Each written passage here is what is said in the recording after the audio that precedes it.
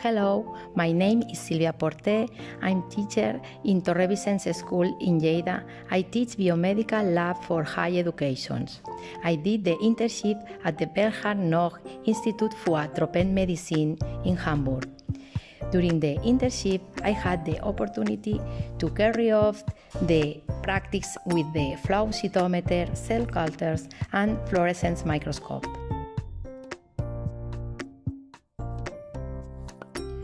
I also practice English and German, meet people, and visit the city. I decided to travel with my son. I found a babysitter to look after him and teach German while I was in lab. I think it is possible to have a little children and to do Erasmus. Moms and dads can do Erasmus.